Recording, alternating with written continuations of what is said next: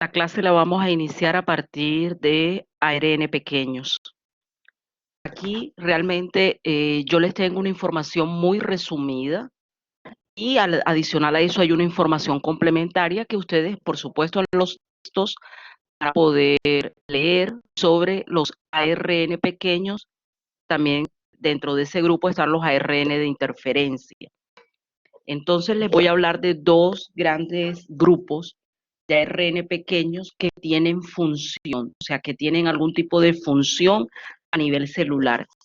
Este concepto sobre ARN pequeño era un concepto que no existía, realmente es algo bastante nuevo. Estoy hablando más o menos de la década del año 2010, cuando comenzó a hablarse de estos ARN pequeños o también denominados microARN o ARN de interferencia. Y se pensaba que todos esos ARN pequeños simplemente eran resultado, como se sabía, que durante la transcripción se generaban ARN pequeños durante las transcripciones abortivas, pues se pensaban que era el resultado de este tipo de eventos. Pero posteriormente se dieron cuenta que la célula sintetizaba de manera programada estos ARN pequeños porque cumplían función. Y realmente se ha establecido que la función que tienen es sumamente importante para regular la expresión de los genes. Ese es el motivo por el cual estamos viendo también este tema dentro de todo este tema global que es la regulación de la expresión génica. Es decir, no solamente existen los modelos que hemos visto para regular la expresión génica, sino que el propio ARN sintetizado por la célula puede fungir o cumplir función reguladora de la expresión génica. Es decir, así como puede bloquear la síntesis de una proteína, porque es lo que habitualmente ocurre, también puede hacer exactamente lo contrario. De alguna manera, controlar de que la proteína se exprese y de la manera adecuada. Entonces, como les decía, hay dos grandes grupos de esos ARN pequeños. Uno de esos grupos reciben el nombre de microARN. El otro gran grupo recibe el nombre de ARN pequeños de interferencia o simplemente se escribe S minúscula y minúscula, o sea, como si escribieran la palabra sí, eso va en minúscula, y la sigla RNA o ARN, indica ARN pequeño de interferencia. Antes de continuar con el proceso de cuál es la función que cumplen estos ARN pequeños, todos los micro y los SI, lo primero que tengo que decirles es cuáles son las diferencias que hay a nivel del ADN con respecto a estos ARN pequeños. Lo primero que debo decirles es que los microARNs provienen de genes, es decir, existen genes en el genoma que codifican para ARN micro, pero en el caso de los ARN pequeños de interferencia, ellos no provienen de genes, sino que provienen de diferentes regiones del genoma, inclusive algunos de esos ARN pequeños de interferencia provienen de las regiones intrón. Ustedes saben que los intrones se escinden para que se puedan empalmar los exones, pues a partir de allí se pueden obtener ARNs de interferencia. Entonces, los microARN se denominan ese nombre de micro, es porque el ARN micro es un ARN sumamente pequeño, apenas tiene aproximadamente entre 22 y 25 ribonucleótidos, es decir, es un fragmento sumamente pequeño. Los ARN pequeños de interferencia son mucho más grandes que esos micro. Es decir, la diferencia no solamente está en el tamaño de la molécula, sino que está relacionada con la procedencia. Vuelvo y repito, los microARN provienen de genes que hay en el genoma que codifican para microARN, mientras que los ARN de interferencia no provienen de genes, sino de regiones del ADN que se transcriben, pero que no son regiones codificantes. Entonces ahora vamos a ver en esta imagen la parte de la izquierda que corresponde a la funcionalidad o la manera como se forman esos microARN y cómo funcionan. Entonces, lo primero que tengo que decirles es que el gen que codifica para este ARN pequeño tiene una característica, y es que en la secuencia codificante hay una región o una secuencia que está invertida. Es decir, si ustedes observan, es una secuencia que entre sí es complementaria. Es decir, esta secuencia que está aquí es complementaria a esta que está acá. Esa es una de las características. Como es un gen, pues todos los genes se transcriben. En algún momento determinado, no siempre, pero en algún momento determinado, se va a dar un proceso de transcripción. El resultado de la transcripción es la producción de un ARN que estamos viendo aquí. Resulta que como esas secuencias son invertidas, es decir, que son complementarias entre sí, lo que va a ocurrir, perdón, lo que va a ocurrir con ese ARN es que se va a plegar sobre sí mismo, armando estructuras dobles que ya las conocemos, reciben el nombre de tallos, y por supuesto las zonas que no son complementarias entre sí van a formar lo que denominamos bucles. Cuando se forma esta estructura de doble hebra, inmediatamente va a formar un grupo proteico o un grupo enzimático dentro de los cuales se encuentra la proteína, la voy a pronunciar en español, realmente se conoce como dicer, que es la palabra inglesa, pero yo la voy a pronunciar en español.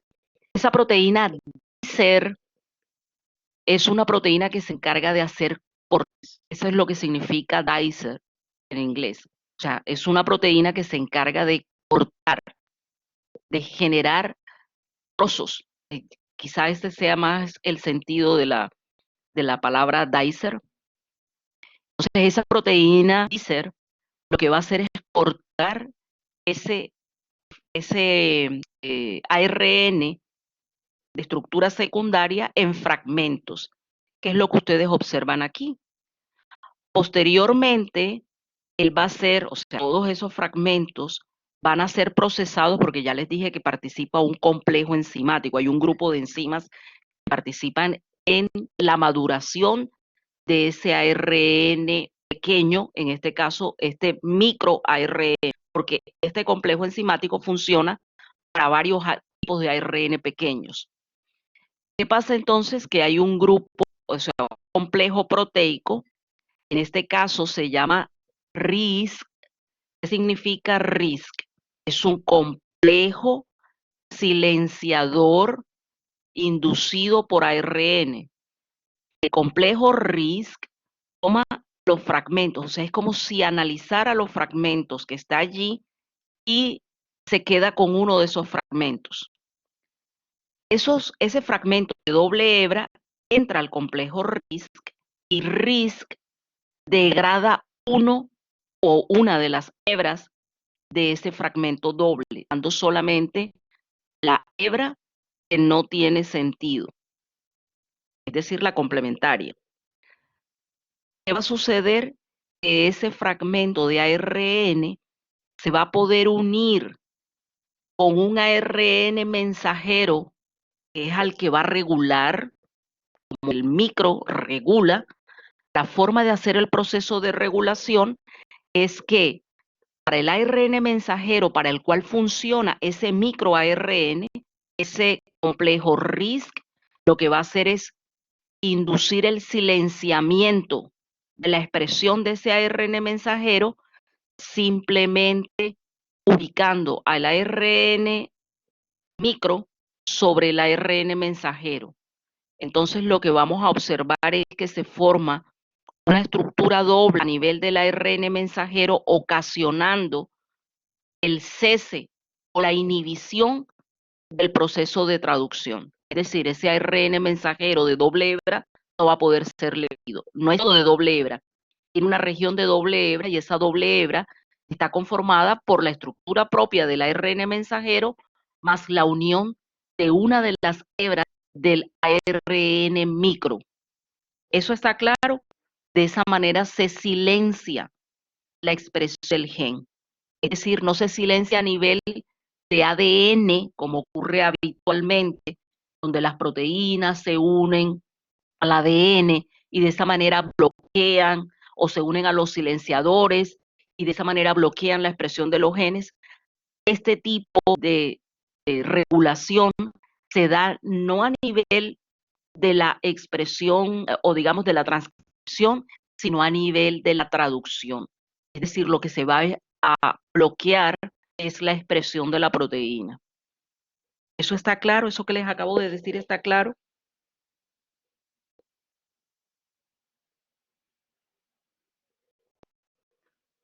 Tomaré eso como un sí. Entonces, hacemos, porque me imagino que sí me están escuchando. Sí, señora, escuchamos. Ok. Voy a explicarles entonces lo que consiste o en lo que consisten los ARN de interferencia, también conocidos como ARN pequeños, que son de diferentes tipos. La característica es que no hay un gen que codifique para ellos, o sea, no vamos a encontrar, porque a diferencia con el micro ARN, es que los micro ARN tienen su promotor, su terminador, un gen normal. Acá no, acá provienen de diferentes secuencias no codificantes del ADN. Por supuesto que va a ocurrir que se van a producir ARN de doble hebra. ¿Y por qué se van a producir ARN de doble hebra? Porque son regiones diferentes de los genes. Lo voy a decir de otra manera. Tenemos un gen X cualquiera y es un gen eucariota y de allí se van a producir como resultado del corte de intrones y empalme de exones varios tipos de ARN. Dentro de esos ARN puede haber ARN que sean complementarios entre sí. Entonces se van a armar ARN de doble hebra. ¿Qué va a pasar con ese ARN de doble hebra? Es la molécula que se les está mostrando en esta imagen. Pues lo que va a suceder es que nuevamente la proteína DICE va a tomar ese ARN de doble hebra y lo va a cortar en fragmentos, en trozos. Y esa es la sensación de la palabra, o sea, que me llega a la cabeza cuando utilizamos a la enzima DICE. O sea, ella corta como si hiciera pedazos de ese ARN. Y nuevamente el complejo RISC, ya ustedes saben que es un complejo para interferencia de la expresión génica utilizando ARN silenciador. Lo que hace es que descarta una de las dos hebras de uno de esos fragmentos y lo utiliza para impedir que se lleve a cabo el final de la expresión génica que tiene que ver con procesar el mensaje, es decir, producir la proteína. ¿Cómo lo hace? Pues simplemente se une al ARN mensajero, pero aquí entonces vamos a encontrar algo interesante y que es realmente lo que lo diferencia del micro ARN. Mientras que en el caso del micro ARN, la unión de ese micro ARN con el ARN mensajero no es perfecta. Va a haber secuencias que son complementarias, pero otras, en el caso del ARN pequeño, es completamente complementario al ARN que regula, al ARN mensajero que regula. Entonces se va a formar una estructura de doble hebra. La presencia de este tipo de estructura induce la degradación de todo el complejo, incluyendo el ARN mensajero, por parte de la célula. Es decir, este ARN mensajero ni siquiera logra unirse al ribosoma para que se lleve a cabo el proceso de síntesis de proteínas. Entonces, de esta manera funcionan los ARN pequeños que se encargan de regular la expresión génica. Vuelvo y repito, el conocimiento de este tipo de ARN es muy, pero muy novedoso. Estoy hablando de los últimos años.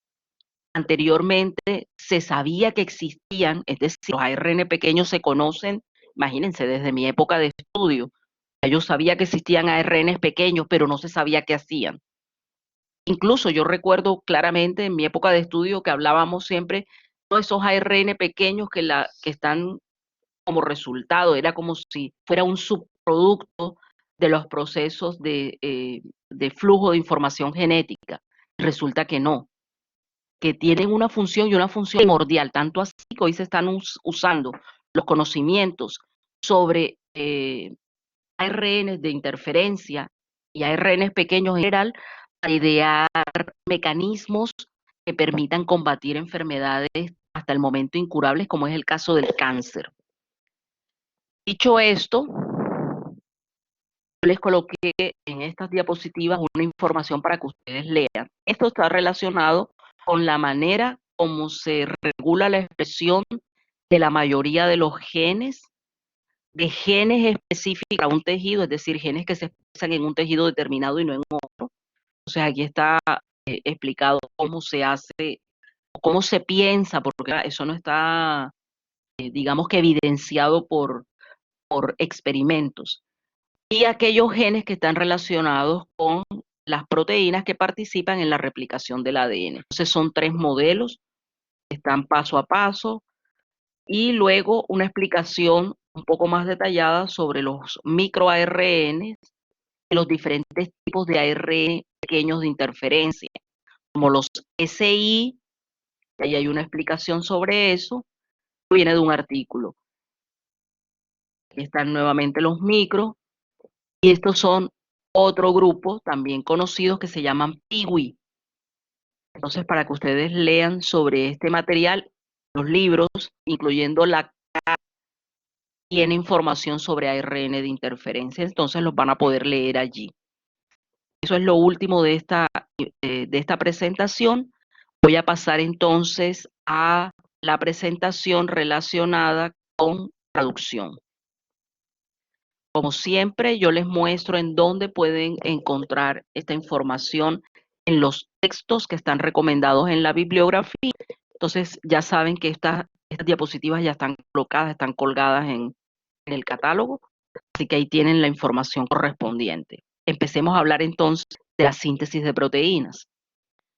Por supuesto que tenemos que hablar de que si estamos hablando de organismos eucariotas o células eucariotas, todo el proceso del flujo de información genética se inicia en el núcleo, pero culmina en el citoplasma, porque la traducción es citoplasmática. Entonces aquí lo que estamos observando es un ADN que se transcribe, y cuando se transcribe, estamos hablando de eucariotas, se produce un ARN primario que debe sufrir una serie de procesos o de modificaciones para poderse convertir en un ARN maduro, y que cuando se convierte en ARN maduro, él es transportado con ayuda de algunas proteínas hacia el citoplasma, en donde va a cumplir su función. ¿Cuál va a ser la función?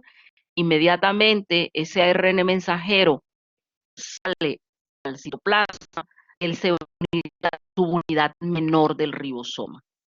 Y esa unión es una unión especial mediada por el ARN mensajero eucariota. En el momento en que se da el ensamblaje de ese ARN mensajero maduro con la subunidad menor del ribosoma, pues se ensambla la subunidad mayor. Y cuando se ensambla la subunidad mayor, ya la subunidad mayor viene con el primer ARN de transferencia.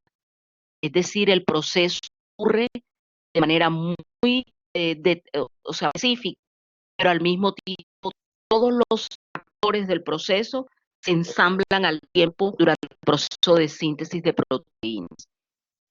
Aquí está, y por eso digo a población esta imagen, y es el hecho de que me gusta porque la representación muestra, en el caso de los ARN de transferencia, pool de aminoácidos disponibles para que esos ARN de transferencia, con ayuda de una enzima, es la aminoácido ARN, se encargue de cargarle el aminoácido al ARN de transferencia, y cuando se da este proceso, ya el aminoácido está activo. Por eso el proceso se llama activación del aminoácido, activación del ARN de transferencia con ayuda del aminoácido, porque lo que ocurre es que la enzima aminoácido ARN sinasa carga el aminoácido sobre el ARN de transferencia. Es decir, la unión del aminoácido al ARN de transferencia se da ante una reacción enzimática.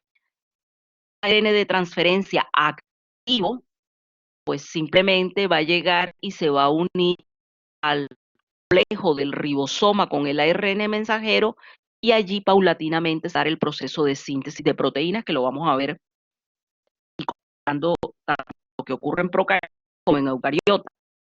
¿Por qué hablo de estos dos procesos? Porque si estoy hablando de todo el procesamiento, o sea, todo el flujo de la información genética, en procariotas no ocurre así por varias razones, no hay núcleo. Es decir, todo el proceso se lleva a cabo a nivel de citosol. Y entonces, inmediatamente, una de las diferencias claramente que se notan en cuanto al tiempo en el que se lleva a cabo el proceso, es que el proceso de síntesis de proteínas en procariotas es mucho más rápido que ocurre en eucariotas, pero eso es lógico. Nada más en el momento en que se está sintetizando el ARN, es decir, recuerden que cuando se está sintetizando ARN mensajero, siempre se sintetiza cualquier ARN en dirección 5', 3', es decir, el primer extremo que está libre es el extremo 5'. Inmediatamente la subunidad menor del ribosoma, como están en el mismo compartimento, en procariotas, la subunidad menor se une a ese extremo 5' del ARN mensajero, tiempo se dan los dos procesos.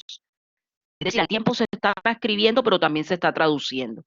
Esa es otra diferencia bastante grande en los procesos de traducción de procariotas y de eucariotas.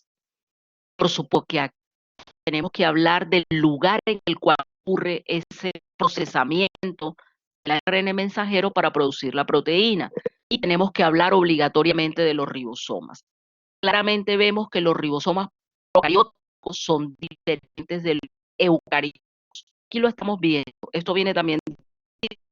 Y lo primero que les tengo que decir es que no solamente aquí, aunque de pronto no lo aprecien mucho, el ribosoma eucariota tiene mayor densidad.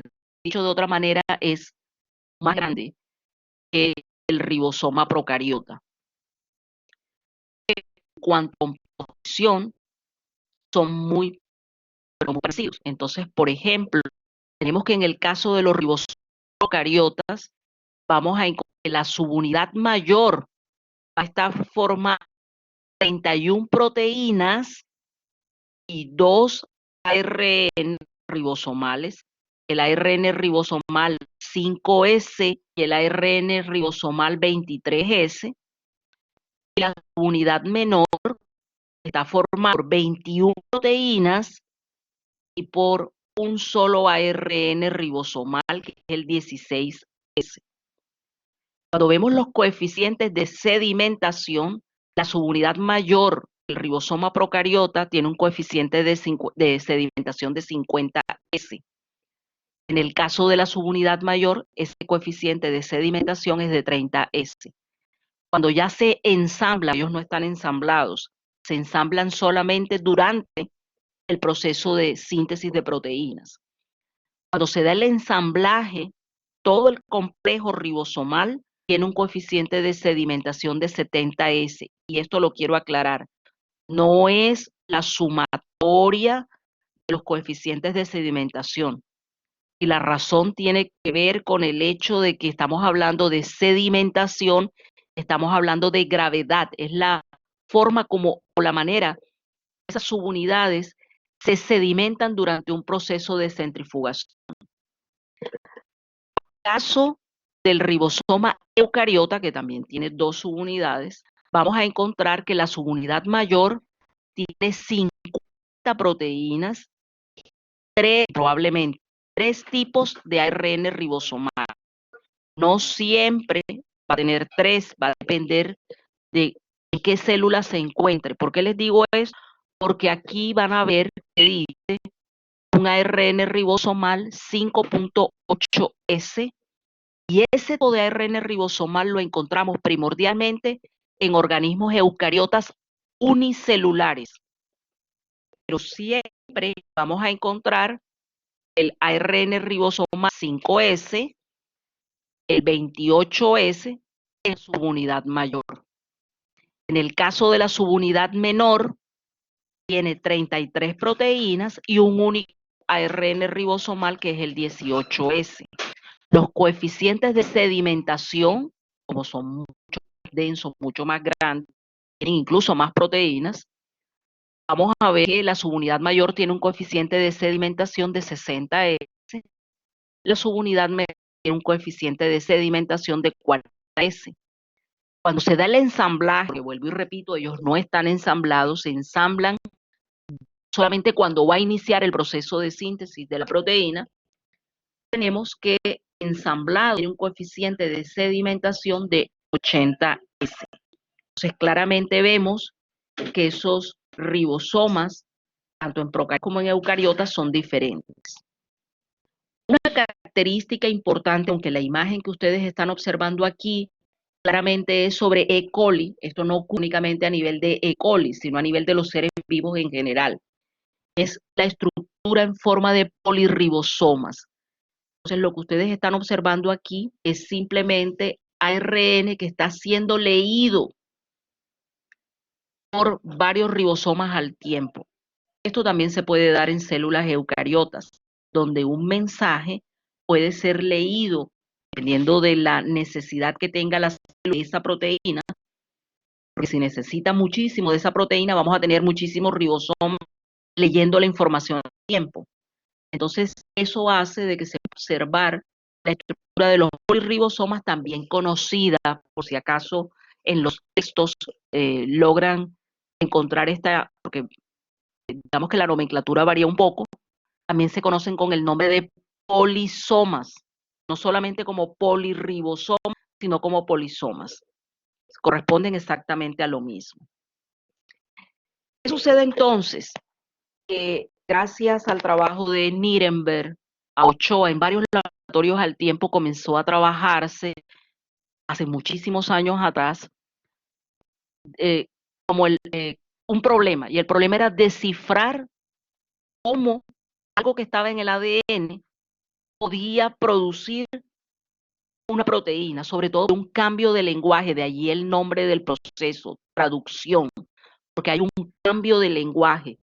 Se cambia del lenguaje de los nucleótidos o ribonucleótidos a un lenguaje dice que es el lenguaje de los aminoácidos. Por eso este proceso se llama traducción. Entonces los científicos comenzaron hace muchos años a ver cómo ocurría este proceso, es decir, de qué manera se hacía el cambio de un lenguaje a otro lenguaje. Y basados en varios estudios sumamente, digamos que no solamente exitosos, sino sumamente ingeniosos, es la palabra que quería usar, porque realmente los experimentos fueron ingeniosos. Los científicos que recibieron el premio Nobel, precisamente por descifrar el código genético, nos dieron a conocer este código genético que ustedes ven aquí y que lo van a encontrar en diferentes formas, porque lo representan de esta manera, lo representan en forma de un círculo y es muy sencillo de usar.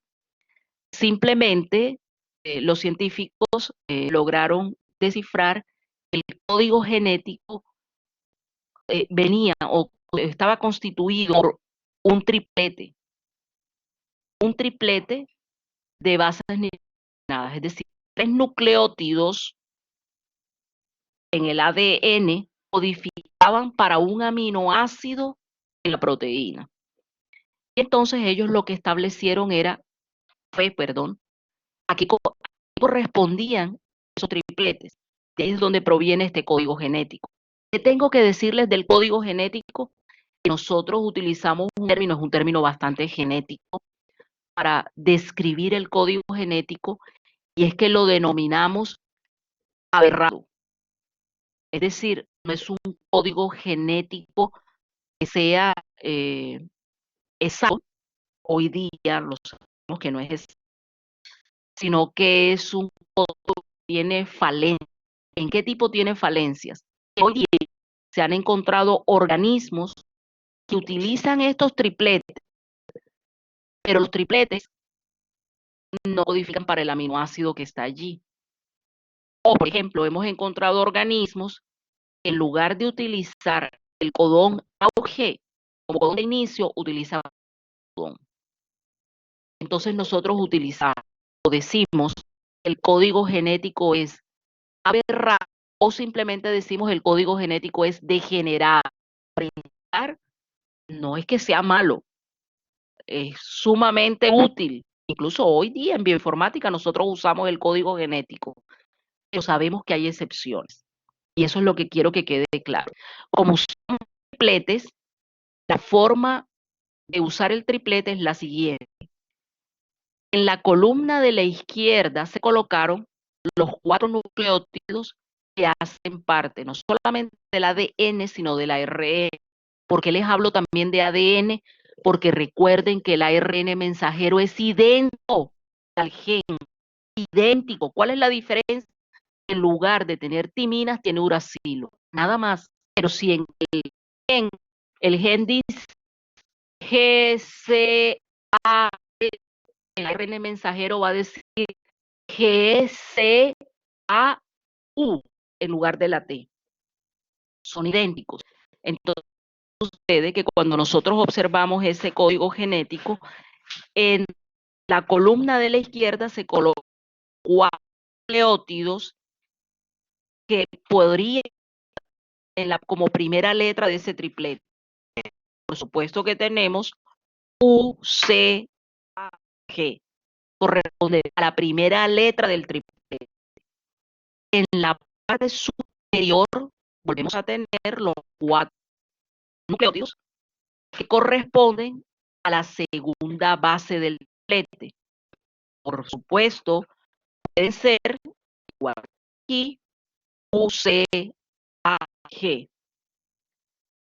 Y por último, en la columna de la derecha tenemos un juego, o sea, se repite 4 veces, porque son 4 bases nitrogenadas, se repiten 4 veces el complejo de las 4 bases nitrogenadas. Es decir, correspondería a la tercera letra de ese código genético. Entonces aquí tenemos UCAG, UCAG, UCAG, UCAG, está repetido 4 veces. Entonces cuando yo tengo un triplete, voy a poner un ejemplo, imagínense que yo voy a decirlo al azar, voy a tener el triplete AGU. Entonces la primera letra A, la busco aquí. Es decir, el aminoácido que yo estoy buscando va a estar en este recuadro que está aquí. La segunda letra yo dije que era G, la busco arriba. G. Como estoy trabajando en este recuadro, G es aquí. Y dije que la última letra era U, A, G. Aquí está la U, la busco. AGU codifica para el aminoácido serina. Entonces es muy fácil utilizar el código genético. Código genético de 64 tripletes, o sea, si yo con 1 a 1 los tripletes, hay 64. De esos 64, solamente 61 codifican para aminoácidos.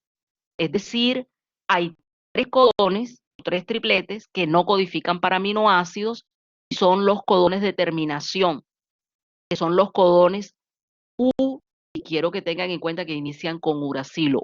U, A, U, A, G, U, G, A, son los codones de terminación. El codón de inicio es el codón G, pero además de ser el codón de inicio, él codifica para un aminoácido. Y el aminoácido para el cual codifica es el aminoácido metionina. Es decir, si AUG es el codón de inicio, todas las proteínas inician con metionina. Lo que sucede es que la proteína recién sintetizada debe sufrir cambios. Y en esos cambios pierde la metionina. Pero ella se inicia con la metionina. Como vemos entonces, esta imagen lo que les presenta es el cambio de los que yo les estoy hablando.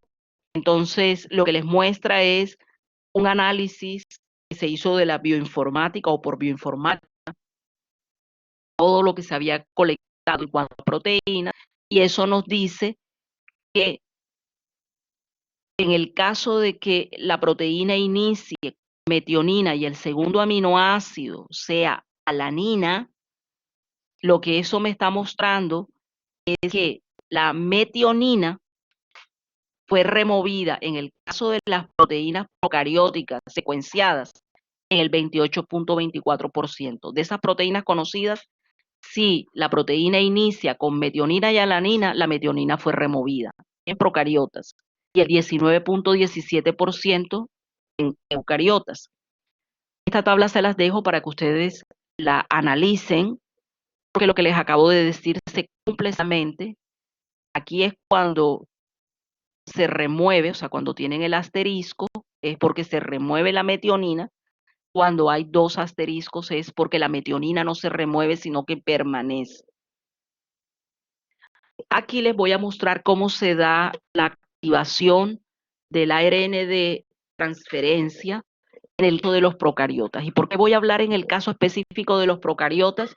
Ocurre de manera similar en los eucariotas. Pero aquí voy a hablar es por el hecho de que si el primer aminoácido de la cadena proteica es una metina, resulta que en los procariotas sufre una modificación esa metionina y no es una metionina convencional, sino una formilmetionina. Formilmetionina. Es decir, esa metionina se formila y se formila después que ya la metionina está unida al ARN de transferencia. Entonces les muestro, les describo lo que nos muestra la imagen. Entonces están observando aquí ese ARN de transferencia. Aquí está el extremo 3', aquí está el aminoácido metionina que fue añadido por la enzima, está representada por este círculo rosado. Entonces la enzima lo que hizo fue agregar la metionina al extremo 3' del ARN de transferencia. Ese ARN de transferencia tiene una zona que es la zona anticodón, que se une al codón en el ARN mensajero. Entonces, como el codón de inicio es AUG, nosotros lo que vamos a observar es que el codón AUG codifica para metionina. Entonces, la aminoacil de ARN sintetasa lo que va a hacer es unir a la metionina al extremo 3' de ese ARN de transferencia. Posteriormente, lo que va a ocurrir es que se le va a adicionar el grupo formilo. Y cuando se le adiciona el grupo formilo, me queda una formilmetionina. Entonces, esto hace de que se diferencie el inicio de la traducción en procariotas con respecto al inicio de la traducción en eucariotas, porque en eucariotas se utiliza la metionina sin formilar, pero en el caso de los procariotas hay una formilación de la metionina inicial del proceso. Aquí es una comparación de esa etapa de inicio, porque también la traducción tiene etapas: inicio, elongación y terminación. La terminación son los codones de terminación, el inicio, codón de inicio, pero al mismo tiempo nosotros tenemos que recordar que el ARN mensajero se debe unir a la subunidad menor del ribosoma. En el caso de los procariotas, esa unión se da por la secuencia Shine-Dalgarno. Recuerden esa secuencia que es la Shine-Dalgarno, también conocida como secuencia de unión al ribosoma, y que tiene una secuencia complementaria en el ARN ribosomal de la subunidad menor. En los procariotas, el ARN ribosomal es 16S. Entonces, en ese ARN ribosomal 16S, hacia el extremo prima, está la secuencia que es complementaria a Shine-Dalgarno. Es decir, el ARN mensajero se ubica de manera adecuada sobre la subunidad menor del ribosoma gracias a la secuencia Shine-Dalgarno. Pero resulta que en eucariotas no existe Shine-Dalgarno. Entonces, ¿cómo se da esa unión? La unión se va a dar gracias al CAP. Recuerden que yo les decía que cuando se da la unión del residuo de guanosina al extremo 5', como se da en unión 5', 5', se forma como si una especie de gancho Ese gancho permite de que el ARN mensajero se pueda ubicar correctamente sobre la subunidad menor del ribosoma, perdón, sobre la subunidad menor del ribosoma. Luego que se ha dado este ensamblaje, entonces sí se va a unir la subunidad mayor y se va a dar inicio al proceso de síntesis de proteínas. Esta imagen responde al proceso de síntesis de proteínas procariotas. Las traigo para que puedan observar otra característica sumamente importante del proceso de traducción. Y entonces lo que viene aquí es el ARN mensajero que está unido a la subunidad menor, del ribosoma. Tenemos el ARN de transferencia que viene cargado con su aminoácido, que se ubica sobre, o sea, se ubica en una región de la subunidad mayor del ribosoma, porque hay que decirles que la subunidad mayor del ribosoma, o sea, si nosotros hacemos el análisis, nos vamos a dar cuenta que se originan en lugares dentro de la subunidad mayor del ribosoma, pero aclaro, esos mismos lugares están en la subunidad menor del ribosoma. Y no es que haya, o sea, que si yo veo el ribosoma, voy a ver que como si existieran habitaciones. Como todo el ribosoma está formado por proteínas y ARN, de manera que se generan espacios en donde se va a colocar el ARN de transferencia. Tengo que decirles que siempre el ARN de transferencia inicial, es decir, el que viene cargado con la metionina o la formilmetionina, siempre se ubica en el sitio P, porque los sitios del ribosoma son el sitio A por la palabra aminoacil, P por la palabra peptidil y E por la palabra salida en inglés, que es exit. Entonces, siempre que se va a dar el proceso de inicio, el primer ARN de transferencia activado se ubica en la zona P del ribosoma. Pero el resto del proceso, siempre el ARN de transferencia va a ingresar por la zona A. El único que no ingresa en la zona A es el primer ARN de transferencia que se une al proceso de síntesis. Vuelvo y repito, es el ARN de transferencia que tiene cargado cargada a la metionina. Aquí lo que estamos viendo es el proceso. Entonces vemos que ya estaba el primer ARN de transferencia que tiene cargada a la metionina, la reconocemos porque la metionina tiene azufre, y vemos que ingresó el segundo ARN de transferencia a la zona A del ribosoma y viene cargado con su aminoácido. Aquí se va a dar la formación de un enlace fuerte, de un enlace covalente, que es el lípido. Y a pesar de que es un enlace fuerte, esa unión no se da por ayuda de una enzima, sino que los ARN ribosomales de la subunidad mayor, específicamente el ARN ribosomal, el más grande, se va a encargar de funcionar como si fuera una enzima, es decir, va a cumplir función de ribosima, y resulta que lo que va a ocurrir allí es que se va a dar la función peptidtransferasa. ¿En qué consiste esa unión? Se va a formar un enlace peptídico entre el grupo carboxilo de un aminoácido con el grupo amino del otro aminoácido. Aquí lo estamos viendo. Se da esa unión. Al darse esa unión, se libera el ARN de transferencia que estaba en la zona E. Ese ARN de transferencia en la zona E pasa a la zona E y se desprende del complejo. En el momento en que este ARN de transferencia libre ya no tiene aminoácidos, pasa a la zona E y sale del ribosoma, al mismo tiempo, este ARN de transferencia que ahora tiene cargado aminoácidos pasa a la, dejando el sitio A libre para que ingrese el siguiente ARN de transferencia activo. Y así sucesivamente se va dando el crecimiento de la cadena polipeptídica. Y vuelvo y hago énfasis que no existe una enzima que se llame transferasa, sino que el propio ARN ribosomal cumple función enzimática. Aquí estamos viendo el proceso como el paso a paso. Del lado derecho y adrede les coloqué el código genético de una de sus variantes. Fíjense que allá lo vimos en forma de una tabla cuadrada. Aquí no lo vemos en forma de círculo y es exactamente igual.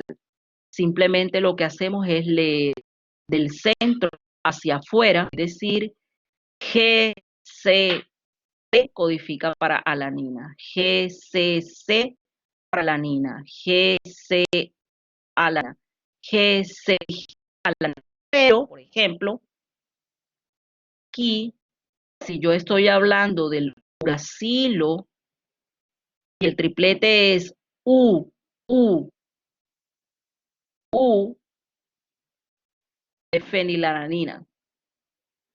Aquí lo que están diciendo es que varía. Entonces, nosotros podemos, o este código, o el código genético en forma de una tabla. Quizá el de la tabla es como más visual, es como más novedoso, pero cualquiera de ellos les va a servir para conocer a qué codifica cada uno de esos. Aquí lo que estamos observando es el proceso de alargamiento de la cadena peptídica y claramente estamos viendo que aquí está la zona A del ribosoma, esta sería la zona E del ribosoma, esta sería la zona E. La zona E salen los ARN de transferencia que ya no que están inactivos porque ya no tienen cargado el aminoácido. En la zona P se encuentra el ARN de transferencia que mantiene la cadena y por la zona A ingresa el ARN activo, el ARN de transferencia activo. Entonces se da el proceso y de esa manera va creciendo el polipéptido. Recuerde que siempre el primer aminoácido es metionina y para que culmine el proceso debemos llegar a un codón de terminación, los codones top. Ahí les explican lo que yo les dije en la imagen anterior. Esto también es procariotas. Y aquí esta imagen que presenta el paso a paso de cómo ocurre el proceso, la traigo a colación por dos razones. La primera razón es que, fíjense que hemos hablado siempre de energía y gas energía. La traducción, a diferencia del tiene una lógica evolutiva inmensa. Si las proteínas son tan importantes, de utilizar una energía diferente a la que utiliza el resto de la célula. Entonces, mientras todos los procesos celulares, la fuente de energía es el ATP, para la traducción es el GP. Eso no quiere decir que el ATP también se gasta, pero es necesario el GP para que se pueda llevar a cabo el proceso. Y aquí eso era algo que les quería mostrar. El G necesario para el proceso de síntesis de proteínas. Quería hablarles de liberación, es decir, nosotros vamos a encontrar que cuando se llega al codón determinado, ¿escucho? Profe, es que no sé si es solo a mí, pero se está cortando bastante.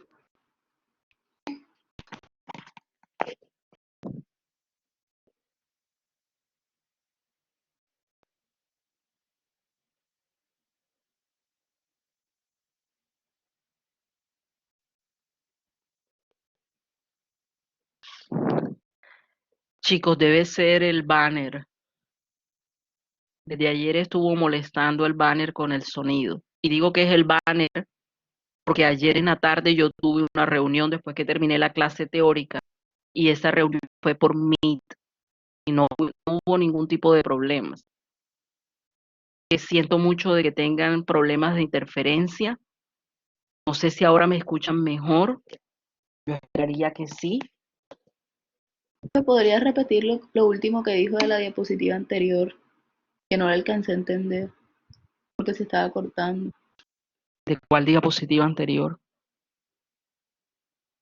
La anterior a esa.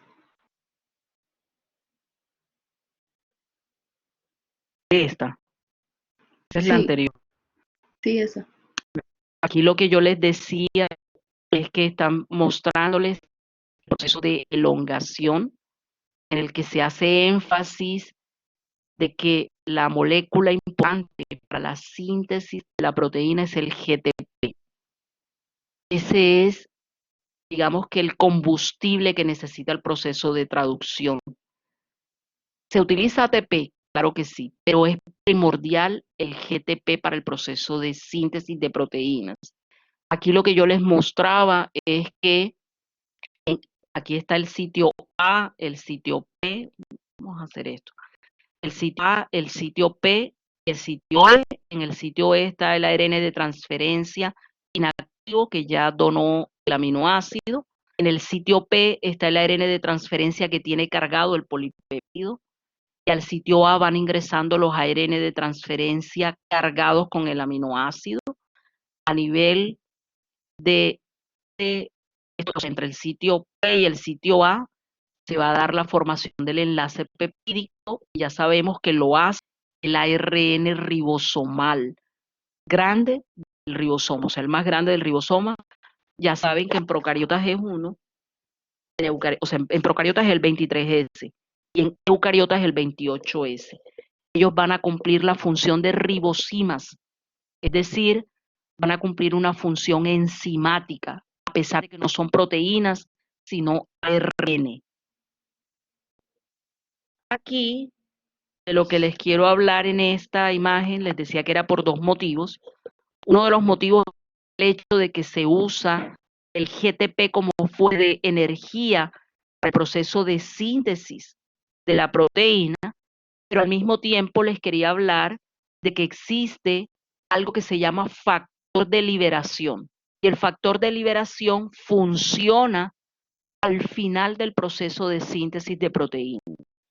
Es decir, que además de que existe un codón de terminación, a ese codón de terminación se va a unir una proteína, que es el factor de liberación, que funge como si fuese como si fuese una cuña. Yo siempre les hablo de las cuñas, como si fuese una cuña. Lo que hace es que se ubica ahí en la zona donde está el codón de terminación y resulta que cuando se está llevando a cabo el proceso de síntesis, como el ribosoma y el ARN mensajero se están moviendo al tiempo juntos, cuando se acercan a la zona de terminación, esa cuña lo que hace es que se separen las dos subunidades del ribosoma. La separación induce inmediatamente la culminación del proceso de síntesis. Entonces, ¿qué sucede? Cuando se da ese proceso de terminación, nosotros podemos, al ver el panorama completo de la célula, podemos ver que se sintetizan proteínas libres. Estos son polipéptidos o proteínas solubles en el citoplasma. Pero se puede dar otro tipo de síntesis. Y es que esa proteína que es soluble tiene una secuencia señal indicando que ella va a cumplir una función en algún organelo celular, si estamos hablando de los eucariotas, o va a cumplir alguna función por fuera de la célula. Entonces, esta secuencia señal es la que va a indicar hacia dónde va esa proteína. O puede darse el proceso de terminación porque la proteína se une con un receptor que está a nivel, un receptor para el complejo SRP, que está a nivel de la membrana del retículo endoplásmico. Entonces, esa proteína que tiene la secuencia señal se modifica porque se le agregan algunos grupos funcionales o se le agregan pequeñas moléculas que pueden ser lípidos, pueden ser carbohidratos, etcétera, y luego en forma de vesícula son enviados al lugar en donde van a cumplir la función. Entonces, eso lo vamos a poder observar culminado el proceso de síntesis de proteínas, indicándonos que esa proteína sufre unas modificaciones. Esto es simplemente para mostrarles todo el proceso y nos damos cuenta que ahí donde está el codón de terminación es donde se va a ubicar la proteína de liberación, que va a fungir como una cuña y que va a separar las dos subunidades del ribosoma induciendo de esa manera la terminación del proceso de síntesis de proteínas. Chicos, por hora nos quedan minutos. Yo voy a hablar de las modificaciones posttraduccionales. Yo tengo en esta misma presentación una explicación de esas modificaciones, así que voy a hablar de ellas de manera muy concreta.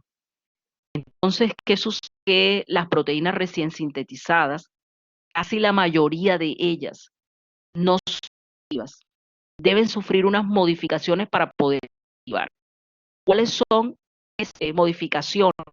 La más común es la proteólisis, es decir, la proteína sufre y algunos enlaces se dependen de aminoácidos, entonces la proteína, por supuesto que disminuye de tamaño, o sea, disminuye el número de aminoácidos y de esa manera se puede plegar. Ese proceso se llama proteólisis.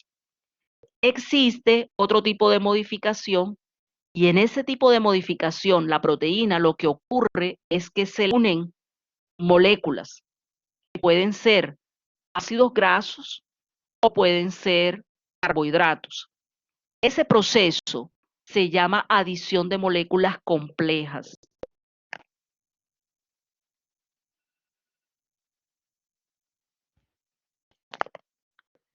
Sí, estoy presentando. ¿No ven la presentación? Ok. Vamos a culminar, nos quedan ya. Entonces, ese proceso en el cual se unen ácidos grasos se conoce como prenilación. Si lo que se une es un carbohidrato, el proceso se llama glicosilación. Es una modificación porque se añaden moléculas complejas a la proteína para poder convertirse en una proteína funcional. Existe otra modificación y esa modificación es diferente. También se le unen moléculas, pero estas moléculas no son grandes, son moléculas pequeñas y son proteínas. Chicos, usen el micrófono porque yo pierdo tiempo cada vez que tengo que disminuir para ver.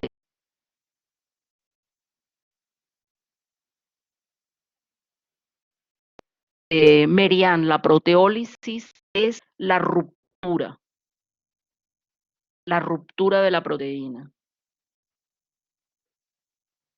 O sea, se rompen algunos enlaces peptídicos y como resultado de esa ruptura ya la proteína se puede pegar correctamente y se convierte en una proteína funcional. Díganme si están viendo la pantalla, porque algunos me dicen que sí, otros que no.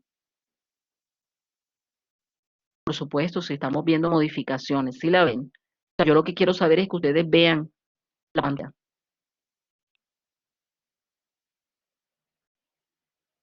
¿Sí la ven? Sí, señora. Ok, ok. Les decía que la prenilación, primero hablé de la proteólisis, aquí esta es ruptura. ¿Qué es lo que se rompen? Los enlaces peptídicos. O sea, se pierden aminoácidos de la proteína y ya esa proteína sin esos aminoácidos se puede plegar y funcionar correctamente. Otra modificación es la adición de ácidos grasos, de lípidos. Ese proceso se llama prenilación. O sea, el hecho de que se una el ácido graso a la proteína o el lípido a la proteína se llama prenilación.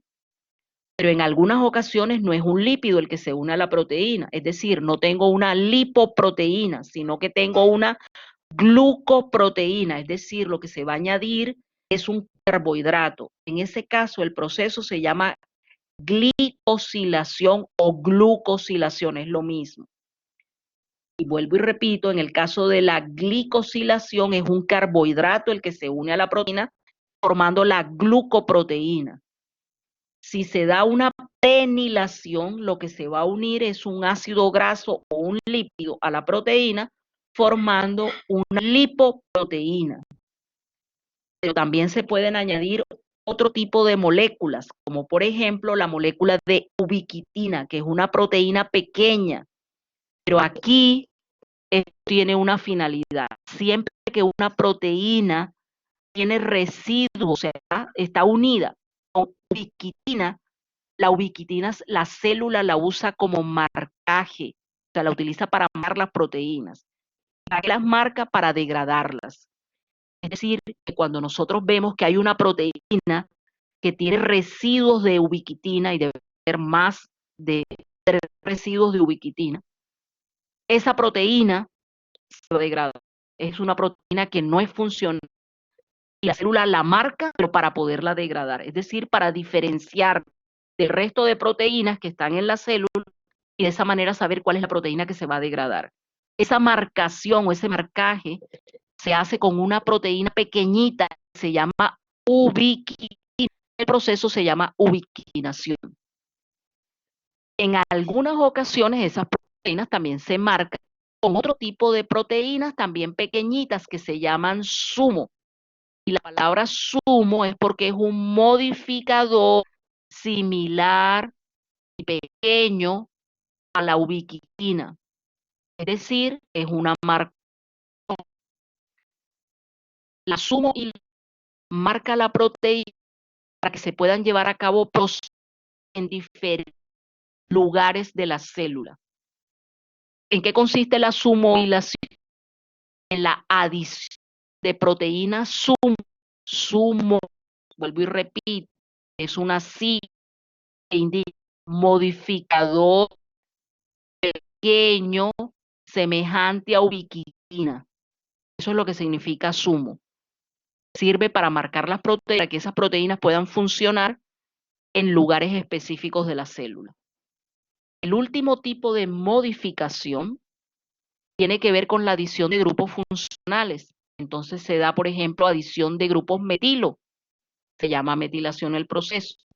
Adición de grupos fosfato, fosforilación de esa proteína. Adición de grupos acetilo, acetilación. Entonces, todas estas modificaciones deben sufrir las proteínas para poderse convertir en proteínas funcionales. La mayoría, cuando yo digo la mayoría, realmente en humanos conocíamos solamente 3 proteínas que no necesitaban modificación. Pero la mayoría de las proteínas necesitan pasar por un proceso de modificación para poderse convertir en proteínas funcionales. Recién sintetizadas no son funcionales. ¿Hasta ahí tienen alguna pregunta? Porque ya son las 8:36 y yo sé que ustedes tienen clase. Por favor, me dicen cómo están de tiempo, si terminamos o dejamos hasta allí. No nos falta mucho, de todos modos, nos faltarían como 2 diapositivas.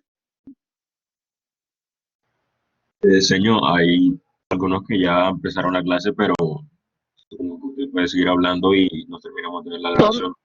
Son 2 diapositivas nada más las que hacen falta. Entonces yo diría, explicaría el contenido de esas 2 diapositivas, son 2 temas, o sea, es el mismo tema, es modificación, pero lo vamos a ver en procariotas y en eucariotas. Por favor, los que tengan clase, vayan a su clase. Ok. Termino entonces las 2 diapositivas que faltan y terminamos el tema. Entonces, después de ver esas modificaciones, vamos a verlas específicamente a nivel de procariotas. Entonces nos damos cuenta que ese proceso de modificación no es exclusivo de los organismos eucariotas, sino también de los organismos procariotas. Entonces, por ejemplo, nos vamos a dar cuenta que las proteínas procariotas también sufren procesos de metilación, fosforilación, es decir, adición de grupos metilo, adición de grupos fosfato. Recuerden que los procesos de fosforilación permiten de que esas proteínas, sobre todo las que intervienen en la transducción de señales, se activen. Además de la metilación y de la fosforilación, tenemos que algunas proteínas necesitan formar puentes disulfuro para convertirse en proteínas estables. Estas son modificaciones que ocurren posterior al proceso de síntesis de proteínas. Ahí vemos un proceso de acetilación. Por supuesto que también se le añaden moléculas como carbohidratos, es decir, se da el proceso de glucosilación o glicosilación. Y por supuesto que también se da la ruptura, se dan degradaciones de las proteínas para que puedan convertirse en proteínas funcionales. Es decir, que las modificaciones que vimos anteriormente igualmente se observan en procariotas como en eucariotas. En el caso de los eucariotas, todos esos procesos que vimos en la primera imagen, se las coloqué aquí. Fíjense que eso está en idioma inglés. Yo hice la traducción para mostrarles el proceso. Es decir, las proteínas pueden sufrir hidroxilación, que no es otra cosa que adición de grupos hidroxilo. Ahí es donde sale el aminoácido hidroxiprolina. Recuerden que la prolina es un aminoácido, pero la hidroxiprolina no es un aminoácido. Es decir, como tal, no existe la hidroxiprolina, sino que él se hidroxila después. Por supuesto que la hidroxiprolina hace parte de los aminoácidos proteicos, pero lo que quiero decir es que no existe como un aminoácido individual, sino que existe la prolina y después que ya se unió a la cadena polipeptídica, entonces es que se hidroxila la prolina, formando la hidroxiprolina. También tenemos procesos de metilación que conocemos, que es la adición de grupos metilo, y se sabe que esos grupos metilo habitualmente se añaden a los residuos de los ácidos lisina y arginina. La renilación, que es la adición de lípidos, se dan en diferentes regiones de la proteína, pero habitualmente los vemos o en el extremo N de la proteína o en el extremo C de la proteína. Los procesos de acetilación, que es la adición del grupo acetilo, siempre se da en el extremo N de la proteína o está asociado a residuos de lisina. Lisina es un aminoácido de carga positiva. Allí es donde se va a dar la acetilación. Durante esas modificaciones también puede ocurrir el proceso de formación de puentes disulfuro. Los puentes disulfuro son uniones covalentes entre dos residuos de cisteína. Nada más, a pesar de que la cisteína y la metionina tienen azufre, solamente la cisteína participa en la formación de los puentes disulfuro. Ya sabemos que la sumohilación es la adición de las proteínas sumo a la proteína sintetizada con la finalidad de marcarla, y se marca para que sea funcional, no en cualquier parte de la célula, sino en sitios específicos de la célula. En el caso de la ubiquitinación, ya les decía que los residuos de ubiquina sirven para marcar a la proteína, pero esa marcación tiene una finalidad. Es que se pueda diferenciar proteína porque es anómala, porque tiene un daño, para que esa proteína pueda ser degradada. Entonces la ubiquitinación se utiliza para degradar la proteína. La glicosilación es la adición de carbohidratos al nitrógeno o al oxígeno de una cadena lateral de uno de los aminoácidos que hace parte de la proteína. Es decir, el proceso de glicosilación lo vamos a ver al interior de la proteína. Por último, la fosforilación, que es la adición de grupos fosfato a la proteína. Esa fosforilación puede ocurrir en residuos o en los aminoácidos serina, treonina o tirosina. Hasta ahí todo está claro. Yo veo que ya la mayoría se desconectó. Voy a hablarles simplemente de la partícula SRP y dejamos hasta allí. SRP son estas tres diapositivas y vamos a dejar simplemente hasta allí. Yo les hablé cuando les mostraba esta diapositiva, qué sucedía con las proteínas después que culminaba el proceso de síntesis. Resulta que existe un complejo denominado complejo SRP. Y el complejo SRP es un complejo ribonucleoproteico, es decir, es un ARN unido a unas proteínas que se reconoce con el nombre de partícula reconocedora del péptido señal. Lo encontramos a nivel de procariotas y a nivel de eucariotas. Ahí en la imagen ustedes están observando ese complejo SRP. Está formado por 6 proteínas. Son la proteína P54, que es la que se encarga de reconocer los residuos de metionina en la proteína que se está sintetizando, la proteína P19, y la P19 parece que de alguna manera está relacionada con el ensamblaje, todo el complejo. Tenemos la proteína P72 y la proteína P68. Están relacionadas con el proceso de translocación de la proteína. ¿Qué significa eso? Que cuando se está sintetizando la proteína y este complejo SRP se une a la secuencia señal, lo que hace es que la lleva hasta los poros que encontramos a nivel de la membrana del retículo endoplasmático, permitiendo de que el proceso de síntesis de proteínas culmine allí y que la proteína inmediatamente esté dentro del retículo endoplasmático.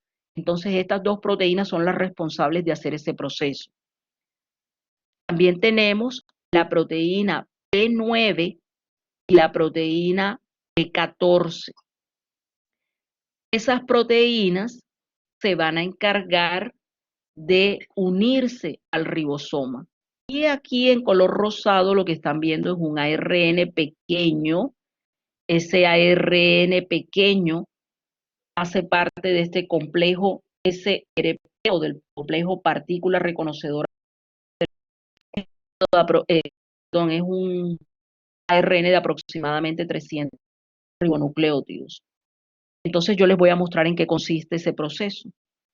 Aquí estamos viendo un ribosoma que está sintetizando, perdón, con lo que acabo de decir, por estar intentando ir un poco más rápido. Lo que acabo de decir está mal dicho. Aquí lo que estamos observando en esta imagen es una representación de cómo se lleva a cabo el proceso de síntesis de proteínas a nivel del ribosoma. El ribosoma no nos sintetiza nada. El ribosoma es el lugar en el que ocurre la síntesis de la proteína. Entonces estamos viendo el ARN mensajero, estamos viendo el ribosoma y aquí estamos viendo la proteína que se está sintetizando. Está el extremo N y allí hay una secuencia señal. El complejo SRP es el que acabamos de observar, que tiene 6 proteínas y un ARN. Como tiene 2 subunidades, la P68 y la P72, que reconocen al ribosoma, pues se unen al ribosoma. También tiene P54 o la proteína, perdón, P54, que es la que se encarga de reconocer la señal. Entonces, el complejo SRP no solamente se une a la proteína que se está sintetizando, sino que se une al ribosoma. Resulta que a nivel de la membrana del retículo endoplásmico rugoso se encuentra el receptor para la proteína SRP, es decir, SRP tiene un receptor a nivel de esta membrana. ¿Qué es lo que va a suceder? El SRP se va a unir a su receptor. Y cuando se une al receptor, como estamos hablando de una membrana, que es un mosaico fluido, ese receptor no es estático. Ese receptor se desplaza hasta que se encuentra una proteína de canal.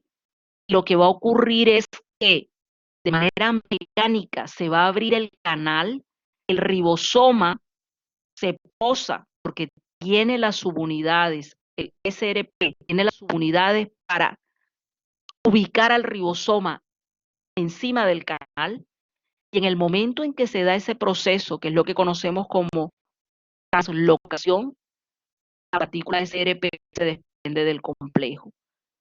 El ribosoma con el ARN continúan en el proceso de la síntesis de la proteína, pero ya la proteína no se está sintetizando a nivel del plasma, sino solamente culminando dentro del retículo endoplásmico rugoso, es decir, en la luz del retículo endoplásmico rugoso. ¿Qué va a suceder? Que inmediatamente a nivel de la luz del retículo endoplásmico rugoso vamos a encontrar peptidasas. Peptidasa va a cortar péptido señal, es decir, le quita el péptido a la proteína. Cuando la proteína termina de ser sintetizada a nivel del retículo endoplásmico, unas proteínas que se denominan chaperonas o chaperonías, cargar de plegar correctamente a la proteína. Esas chaperonas de las que yo les estoy hablando son estas proteínas HSC30. Esta sigla es por heat de calor, heat shock, proteína de choque térmico, heat shock 70. Son estas que parecen o que tienen la apariencia aquí porque las representaron como si fuesen un frijolito. Estas chaperonas se van a encargar de pegar la proteína, se llevan a cabo los procesos de modificación, porque a nivel del retículo endoplásmico se unen carbohidratos a la proteína. Entonces esto que ustedes ven aquí es otra cosa que un carbohidrato que fue unido a la proteína. Las chaperonas participan en el proceso de plegamiento y cuando ya la proteína está plegada correctamente, a través de vesículas es enviada al lugar en donde va a cumplir su función. Recuerden que este proceso pasa a través del aparato de Golgi. ¿Hasta ahí tienen alguna pregunta?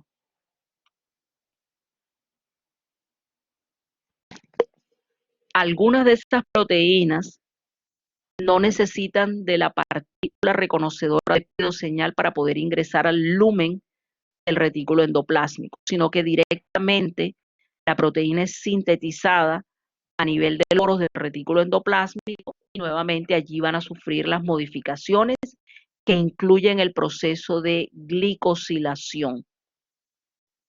¿Qué puede ocurrir aquí al nivel de la luz del retículo endoplásmico? No solamente este tipo de modificación, sino formación de puentes disulfuro, pueden ser rupturas, recuerden que aquí hay peptidasas, entonces eso va a ocurrir.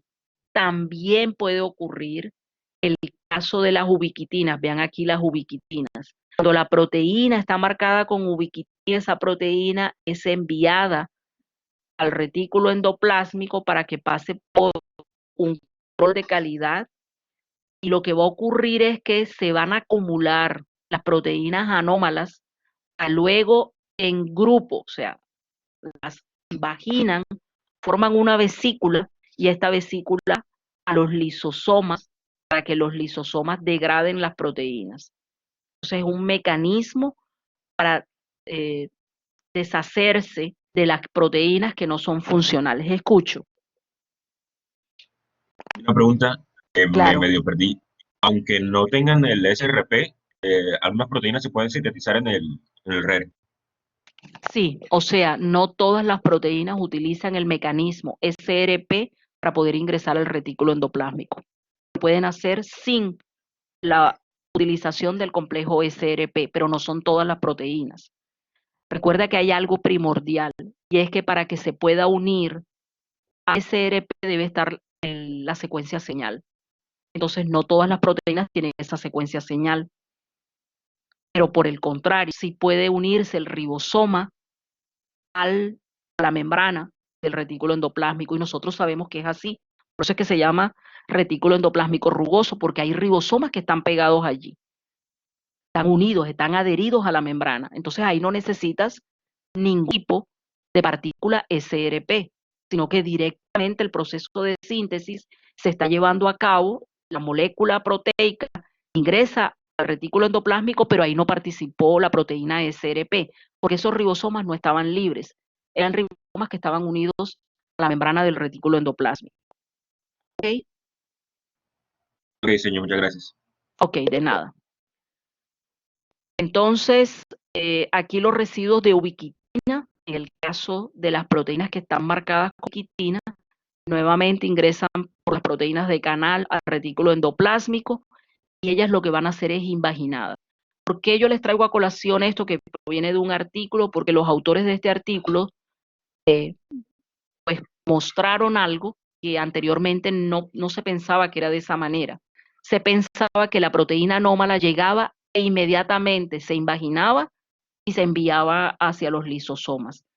Pero pareciera, porque no ha sido de todo digamos que del todo completamente dilucidado. O sea, hay experimentos que muestran que sí funciona de esa manera, y es el hecho de que cada proteína anómala no se envía en forma de vesícula, sino que se acumulan. Y cuando ya hay un grupo de proteínas anómalas, entonces todas se invaginan y son enviadas hacia los lisosomas. Por eso aquí dice, ¿será que la degradación se hace en bloque o simplemente se hace de manera individual? Pues los autores han encontrado ambos tipos, digamos que de degradación de proteínas, enviándolas a los lisosomas. Es decir, hay proteínas que se envían de manera individual, pero también se ha notado que la célula lo que puede hacer es acumular las proteínas anómalas, y cuando ya tiene un grupo de proteínas anómalas, entonces las invagina y las envía hacia los lisosomas. En bacterias nosotros no tenemos partícula SRP, porque si la partícula SRP lo que hace es acercar a la proteína a la membrana del retículo endoplásmico, las bacterias no tienen retículo endoplásmico, entonces no hay. Pero sí sabemos que las proteínas que no van a funcionar dentro de la bacteria, sino que son proteínas que van a ser expulsadas, porque son proteínas cuya función es externa, pues de alguna manera deben salir del interior de la bacteria hacia el exterior, y lo hacen a través de un complejo que se llama EAT o TAT, por twin, que significa gemelos, arginina.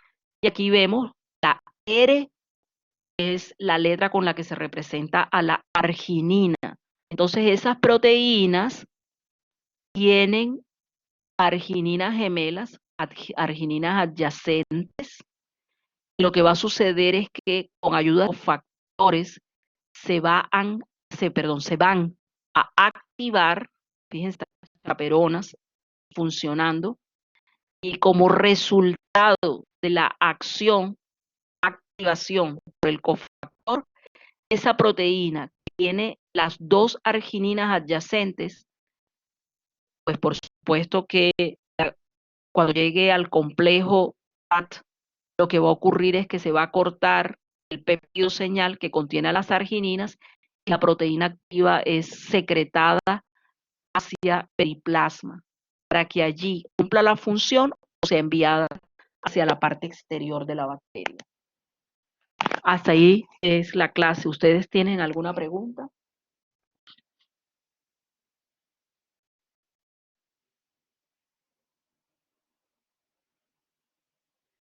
Yo les puse información complementaria sobre las modificaciones, hay algunos videos, cómo funciona ya específicamente el complejo SRP. Entonces, no sé si tienen preguntas.